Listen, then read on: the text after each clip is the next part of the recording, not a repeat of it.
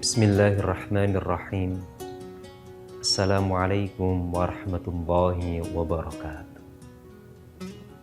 Alhamdulillahi rabbil alamin.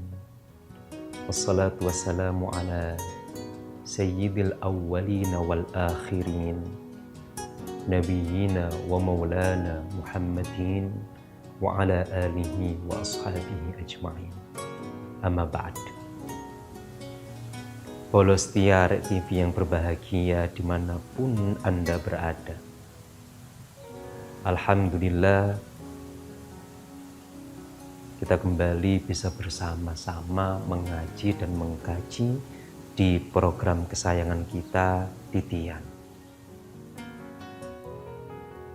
Kali ini kita akan mengkaji sebuah ayat di surah An-Nur. Sebagaimana kita tahu, Allah sebagai Rabbul Alamin, Tuhan semesta raya, mengenalkan profilnya yang termuat dalam 99 Al-Asma Al-Husna, 99 nama suci. Dan diantaranya adalah ada nama Al-Hadi, Sang Maha memberi hidayah, Sang Maha memberi petunjuk, Sang Maha memberikan instruksi, mengarahkan, dan seterusnya. Dalam surah An-Nur ayat 35, A'udzu billahi minasyaitonir rajim. Bismillahirrahmanirrahim. Allahu nurus samawati wal ardh. Ila akhiril ayat. Allah adalah cahaya langit dan bumi. Kalau dalam kitab tafsir Ibnu Katsir diriwayatkan dari Ibnu Abbas, yang dimaksud dengan Allahu nurus samawati wal ardh ay hadi ahlis samawati wal ardh.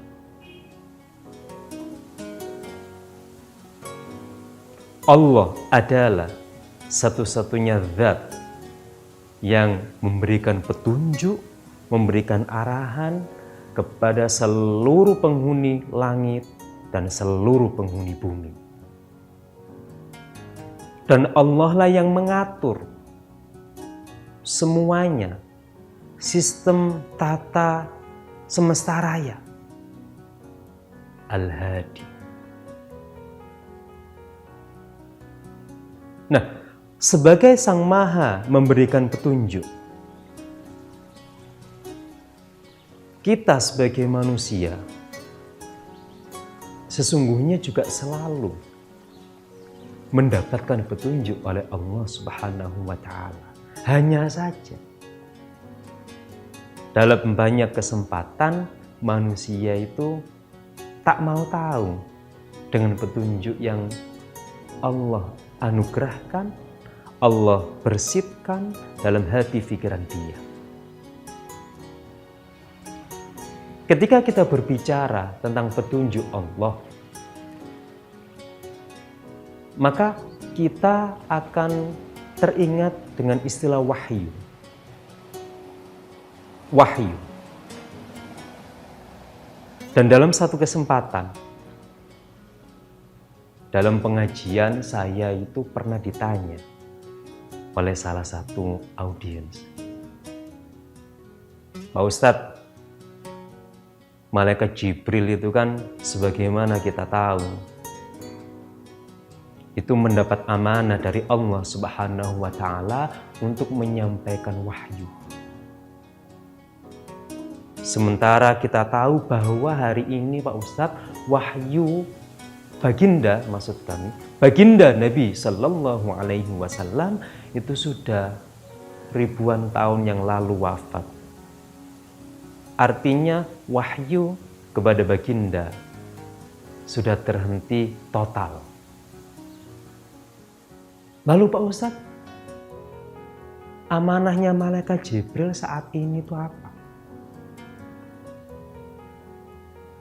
Atau malaikat Jibril alaihissalam sudah pensiun karena sudah kehilangan jobnya untuk menyampaikan wahyu? Ini pertanyaan kritis dan akademis juga. Dan alhamdulillah tersebutkan dalam kitab Ihya Ulumiddin karya Al-Imam Abu Hamid Muhammad bin Muhammad Al-Ghazali. Menurut beliau Al-Imam Al-Ghazali rahimahullahu ta'ala, wahyu itu terklasifikasi menjadi 3. Yang pertama adalah wahyu yang spesial Allah sampaikan hanya kepada para rasul, para nabi alaihimussalam. Dan ini tidak Allah sampaikan kepada selain para nabi, selain para rasul alaihimussalam. Sebagaimana ditegaskan dalam Al-Quran, A'udzubillahi minasyaitonirrajim. Inna auhayna ilaika kama auhayna ila Nuhin wan nabiyyina min ba'di. Sesungguhnya kami, kata Allah, mewahyukan kepada engkau Muhammad sebagaimana kami wahyukan kepada Nabi Nuh dan kepada nabi-nabi setelah Nabi Nuh. Ini ada di surah An-Nisa ayat 163. Khusus hanya tersampaikan kepada para nabi dan para rasul, tidak ke yang lain. Berikutnya adalah wahyu yang Allah sampaikan kepada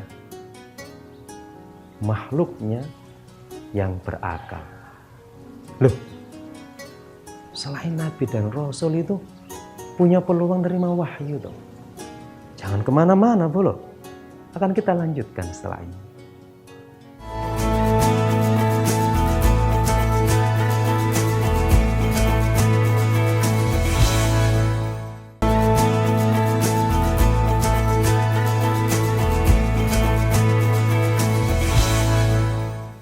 Kita lanjutkan ngajinya, bolo. Dawuhnya Hujjatul Islam Al-Imam Abu Hamid Muhammad bin Muhammad Al-Ghazali rahimahullahu ta'ala. Klasifikasi wahyu pertama adalah wahyu yang khusus, spesial Allah sampaikan hanya kepada para nabi dan para rasul alaihimussalam. Yang kedua adalah wahyu yang Allah sampaikan kepada selain nabi dan rasul, dan makhluk itu punya daya berpikir. Atau begini, yang kedua ini wahyu yang Allah sampaikan ke seluruh makhluk selain nabi dan rasul yang punya daya pikir, yang punya akal. Dan yang punya daya pikir, yang punya akal ini siapa saja? Tentu pertama kita sebagai manusia. Kemudian siapa lagi? Makhluknya Allah Subhanahu wa ta'ala yang dikaruniai daya pikir, para malaikat. Malaikat itu juga punya daya pikir. Itulah kenapa di surah Al-Baqarah dulu ketika Allah memaklumatkan penciptaan Nabi Adam, itu malaikat bilang, ataj'alu fiha may yufsidu fiha wa yasfikut dima. Berikutnya siapa lagi makhluk selain manusia yang punya daya fikir? Jin, iblis. Sekalipun mereka adalah makhluk halus kategorinya, tapi mereka juga punya daya fikir dan lebih canggih dari manusia.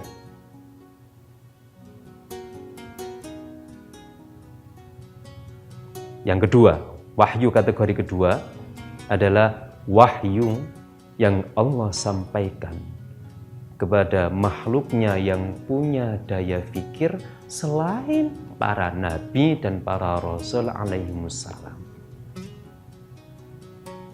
Sebagaimana ditegaskan di surah Al-Qasas ayat 7. A'udzu billahi minasyaitonir rajim. Wa auhayna ila ummi Musa an ardi'in. Kata Allah, dan kami wahyukan kepada ibunda Nabi Musa alaihissalam untuk menyusui putranya. Sebagaimana kita tahu, Nabi Musa itu kan masa kecilnya diasuh oleh istrinya Fir'aun, yaitu Sayyidah Asiyah radhiyallahu ta'ala anha. Tapi Allah mewahyukan ibu kandungnya Nabi Musa untuk menyusui putranya. Dan Al-Quran di surah Al-Qasas ayat 7 tadi menggunakan redaksi wa auhayna, dan kami wahyukan. Ibunda Nabi Musa tentu secara legal formal syariah beliau tidak berstatus para nabi dan rasul. Tapi Allah menggunakan kata wa auhayna, dan kami wahyukan, supaya tidak rancu bolong. Yang kedua, wahyu kategori kedua ini yang Allah sampaikan kepada hambanya yang punya daya fikir selain nabi dan rasul, kita bahasakan saja dengan ilham. Kita manusia mendapat ilham. Atau bahasa milenialnya inspirasi. Inspirasi itu juga bagian dari wahyu kategori kedua. Ilham itu juga bagian dari wahyu kategori kedua. Sebagaimana disebutkan di surah An-Nur ayat 35 tadi, bahwa Allah nurus samawati wal ardh. Allah adalah memberi hidayah kepada seluruh penduduk penjuru langit dan penjuru bumi, pun dengan kita. Sesungguhnya di tiap detik Allah atas kasih sayangnya yang unlimited terus memberikan ilham-ilham kebaikan kepada kita. Semisal begini, pernah nggak bolo itu dalam satu kesempatan meneng-meneng moro-moro kerentek kepingin ngaji, meneng-meneng moro-moro kerentek kepingin ke masjid, meneng-meneng moro-moro tidak biasa sholat malam, tapi saat itu tiba-tiba ada kerentek panggilan hati ingin sholat malam. Loh itu bolo. Bisa jadi dalam pandangan Imam Abu Hamid Muhammad bin Muhammad Al-Ghazali dalam Ihya-nya, itu bisa jadi kerentek-kerentek positif kita yang spontan tanpa kita rencanakan, itu adalah bagian dari ilham dari Allah Subhanahu wa Ta'ala. Dalam rangka apa? Dalam rangka untuk memberikan hidayah kepada kita menuju kelebihbaikan sebagai seorang hamba, kelebihbaikan seorang hamba, terus kelebihbaikan seorang hamba. Makanya bolo, ketika di satu momen kita itu mengalami kerentek positif seperti itu, sikap yang harus kita ambil adalah harus eksekusi saat itu juga. Karena sekali kita tunda, engko aiwes, maka ilham itu tidak akan terulang untuk yang kedua kalinya. Ilham jika semakin diperhatikan, semakin direspon, itu akan menguatkan receiver di diri bolo semuanya untuk sanggup menangkap gelombang ilahi semakin kuat. Tapi jika gelombang itu diacuhkan, kualitas receiver, daya tangkap ruhani kita terhadap nur Allah juga akan melemah. Berikutnya, yang ketiga. Apa yang ketiga ini? Jangan kemana-mana, Polo. Akan kita lanjutkan.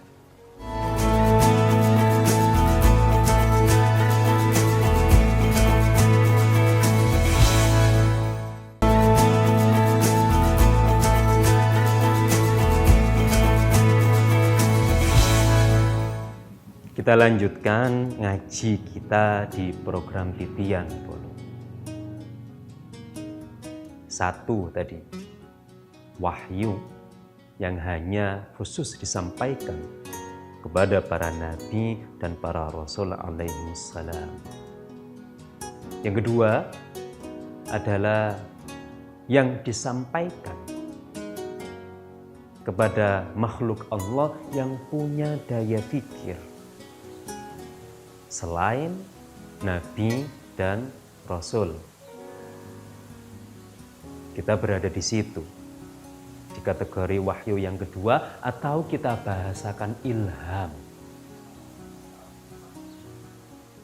Yang ketiga adalah wahyu yang Allah sampaikan kepada makhluknya yang tidak punya daya fikir.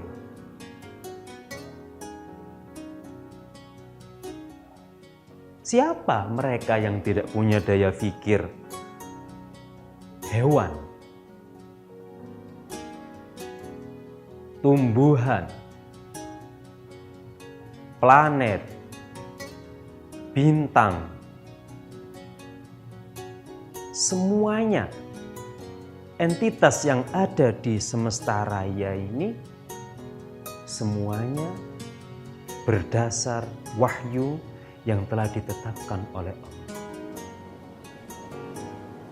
Sebagaimana yang ditegaskan dalam Al-Quran surah An-Nahl ayat 68. Wa auha rabbuka ilan nahli anittakhidhi minal jibali buyuta. Dan Tuhanmu Muhammad mewahyukan kepada lebah, wahai lebah, bangunlah rumah-rumah di sebagian gunung-gunung. Al-Quran menggunakan diksi wa auhayna, dan kami wahyukan. Dan yang menerima wahyu adalah makhluknya yang tidak punya daya analisa. Lebah, hewan. Kemudian di surah Ar-Rahman, Asy-syamsu wal qamaru bihusban. Matahari dan bulan itu mengorbit berdasarkan keteraturan. Wahyu kategori ketiga ini biasa diistilahkan dengan insting. Hewan bisa tahu bagaimana lebah membangun rumahnya, memproduksi madunya, kemudian berkawin. Tumbuh-tumbuhan tahu bagaimana cara berfotosintesis, bagaimana harus menyimpan sari makanan mereka dan di mana. Tata surya, planet, bintang, galaksi mengorbit secara teratur dan tak saling bertabrakan, dan itu semuanya berdasarkan wahyu yang Allah sampaikan kepada makhluk-makhluk ini yang tidak punya daya analisa. Yang ketiga ini kalau kepada hewan itu biasa diistilahkan dengan insting.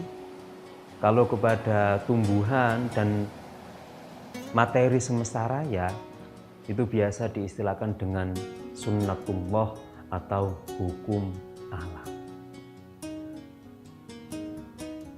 Coba kita flashback dari wahyu kategori 1, 2, 3. Yang pertama tadi Allah berfirman, Inna auhayna. Sesungguhnya kami Allah mewahyukan.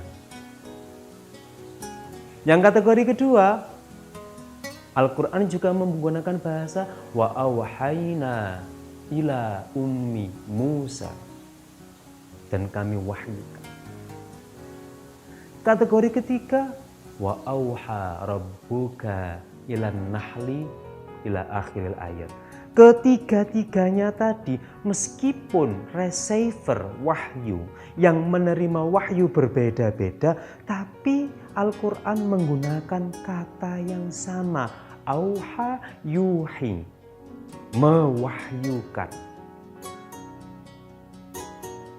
Meskipun supaya tidak rancu, ulama kita menggunakan istilah yang berbeda.